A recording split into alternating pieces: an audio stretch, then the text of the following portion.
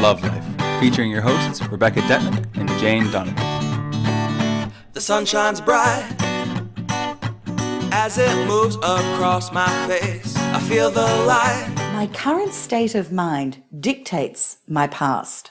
Welcome to Love Life. I'm Rebecca Detman. And I'm Jane Donovan. And we're kind of mashing together two topics today and just turning it into families in general. But one idea that has been presented to us by a listener was, can you talk about siblings? So there's so much to mind there, you know, the differences between brothers and sisters and sisters and sisters and twins and the weird and wonderful ways that siblings do and don't get along with each other or seem like they're all from different families but raised by the same parents, and all of that, those weird and interesting sorts of the way energy plays out between brothers and sisters. The second thing is to do with how we relate to our mothers, but we could say our parents. I mean, this is a huge topic, but there was one or two people within the same week who said to me, could you just talk about women and their mothers? Because, as I just sort of was saying to Jane earlier, on that spectrum of human behaviour with women being mothers, you either kind of get them at the end of the spectrum that's no backbone, people pleaser, low self-worth, always did what she was told, lovely lady, will give you the shirt off her back, but has no real sense of self or no real oomph. Right across to the other end of the spectrum, where some people are unfortunately raised by toxic, narcissistic, manipulative bitch mothers, who really screw up the way that they then form female friendships as they grow up, who really screw up their self-worth and confidence as a woman and give them a lot of very bad behaviours to manage life with. So, look, there's a lot here to mine. Let's see how we go. Where do you want to start? Jane's done such an interesting affirmation. Oh, yes, but I'm going to get to that in the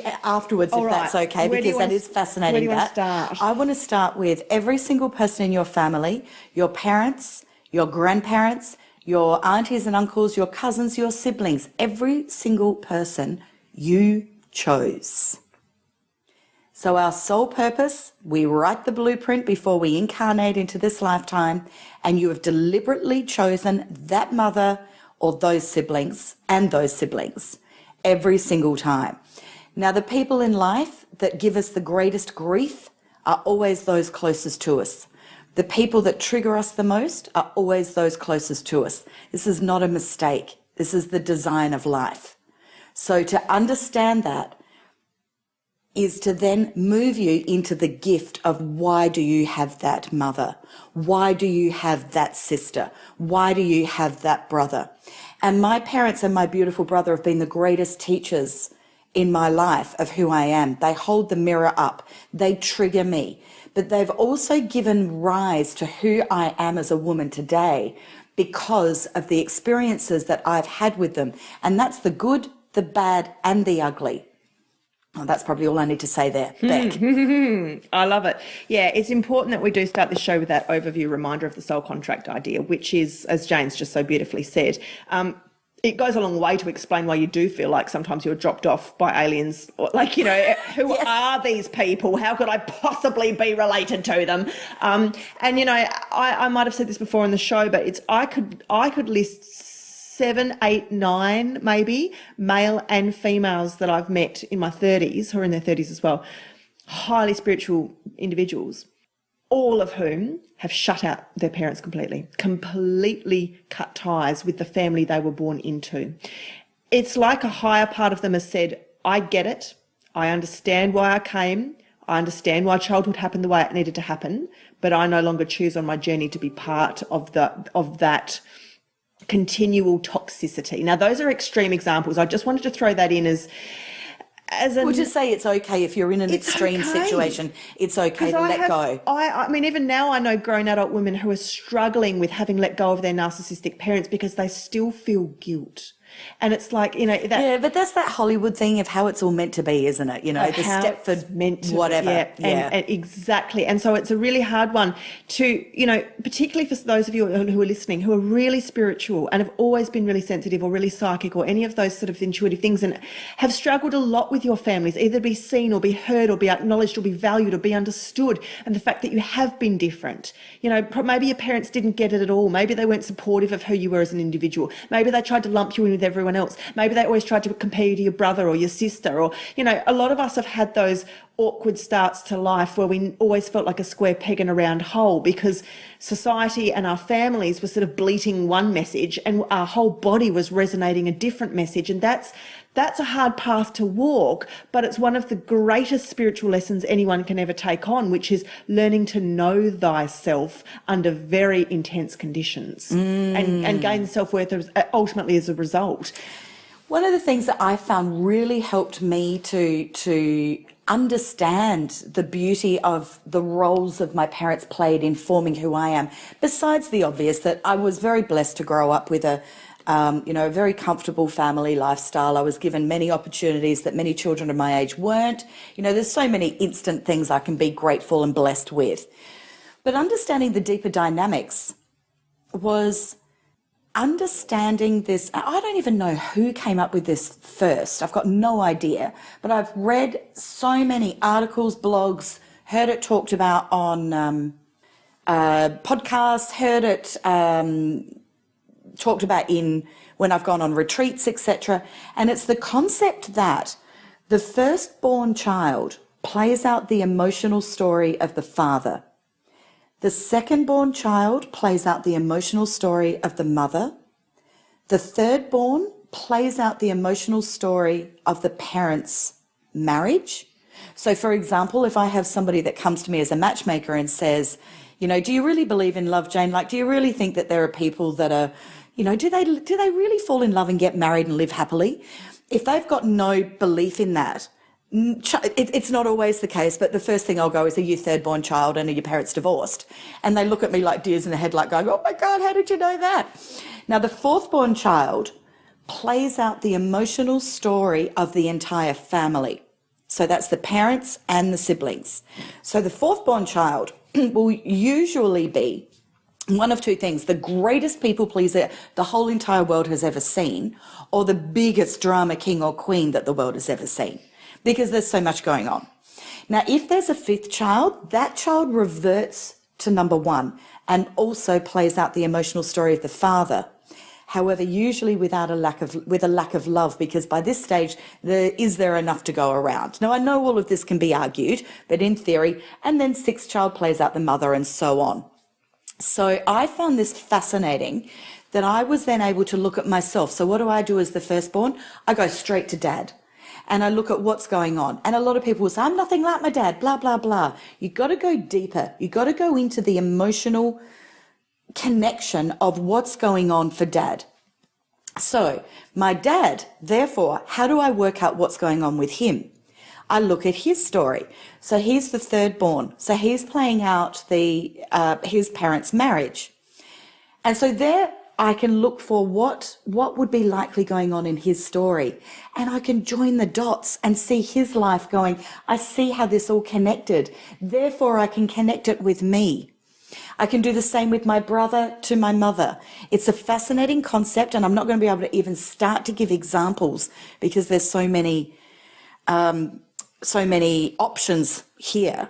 However, if you start to look at that, it's fascinating. And that then helps you to understand and see clearly that you were the right moment to be with those parents. I was absolutely meant to be born of my parents. And it helped me to have gratitude. So when you're going through self-development, poor old parents, they always get blamed for everything. And that's how it is. That's part of life's blueprint.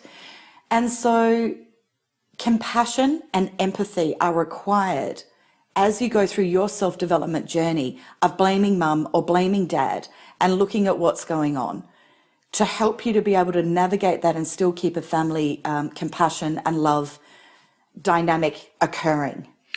And which, just on a side note, when my kids sort of start playing up about me, I'm putting another $100 in the therapy jar for them and they can go tell some therapist how horrible mum is.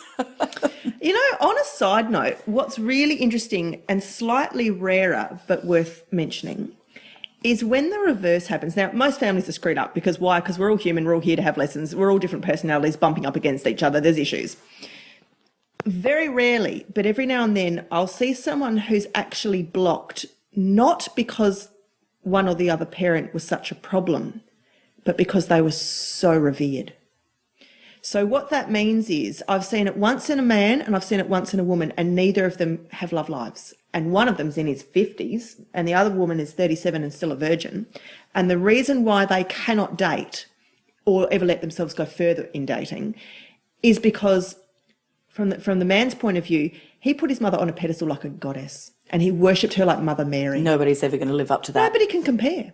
And then on the girl's perspective, her father was actually literally a hero. He was a hero. He was one of the Vietnamese men who led the escape of the refugees of the boat people out of the Vietnam War. He saved the lives of many, many, many people. Amazing. He was a humble Zen, just innocent, but, like, again, a humble kind of anonymous person. Gosh, I'd love to meet someone like that. But he did that. How's anyone ever going to hold a candle to her dad in her eyes? Okay, but this is where you got to get true.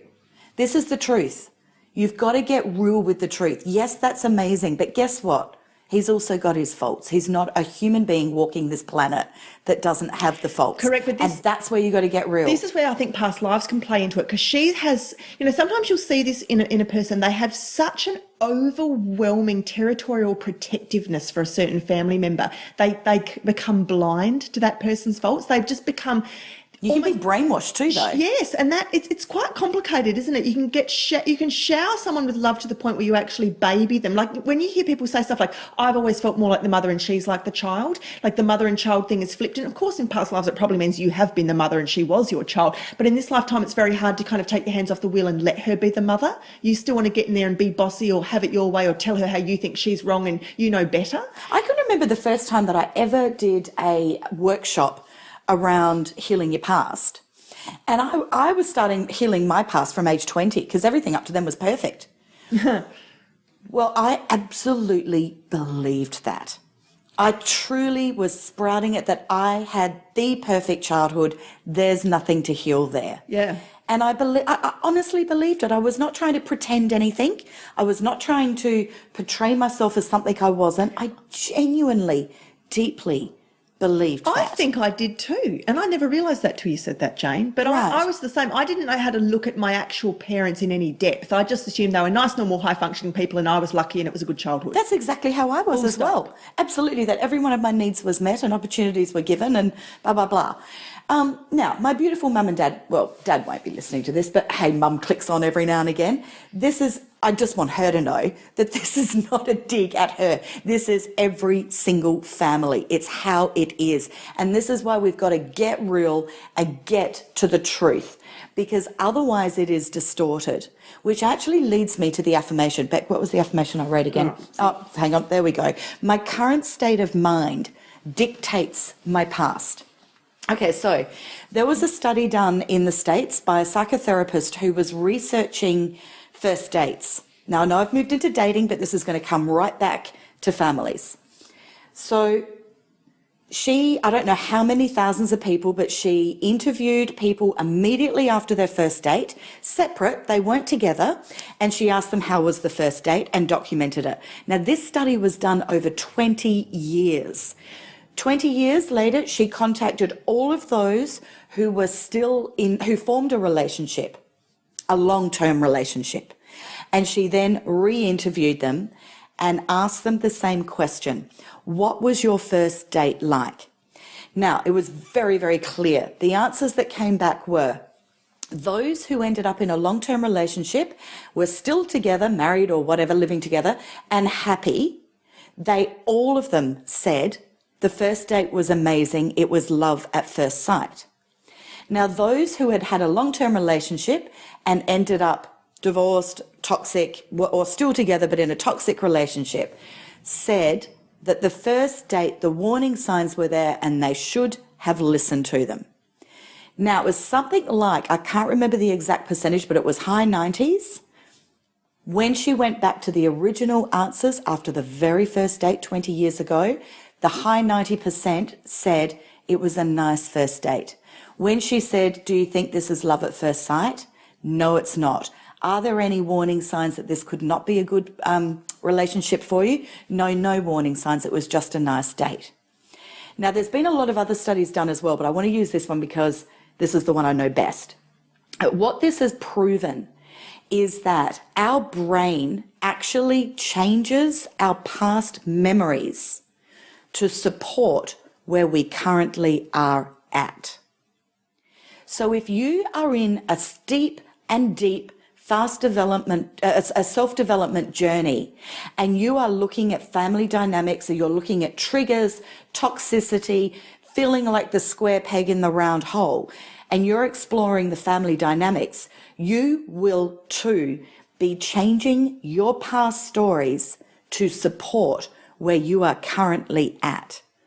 We gather the evidence to support whatever it is we are currently doing every single time.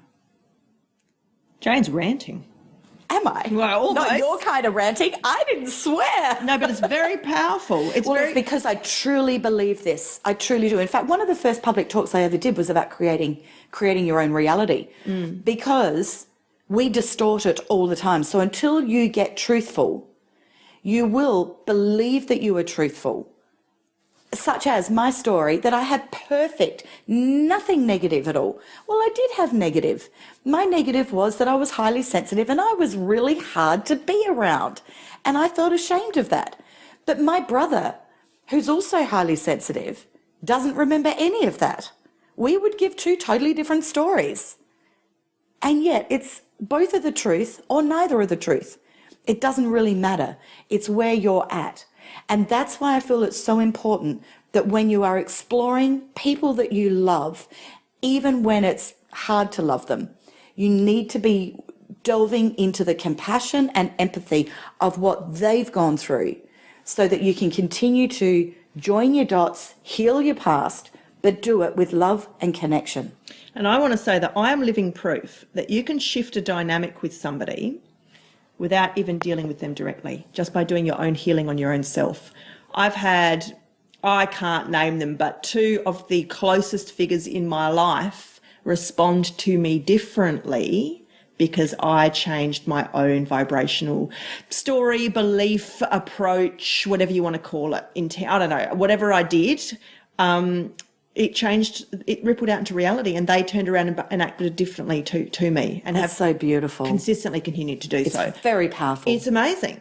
Now, there's a lot of chatter in spiritual healing circles about what they call things like going back through your DNA clearing on different family levels, clearing on cellular levels, which is this idea that if you have an emotional block that's showing up that you're wishing to release, that it could be something that is imprinted down through many generations of a maternal line or a paternal line. And some healing systems go into quite a lot of detail with that. So that may interest you if you're looking to do some healing today. I actually just saw a quote, just in the last 48 hours, and it's a feminist quote. It's something about every woman that heals herself here and now heals 30 generations of women behind her and 30 generations of women before her. Wow. It's fascinating, isn't it? And it does have to do with that idea of interconnectedness and of the larger ecosystem of ever-moving, flowing, interconnected energy that we all are in this big sort of melting pot.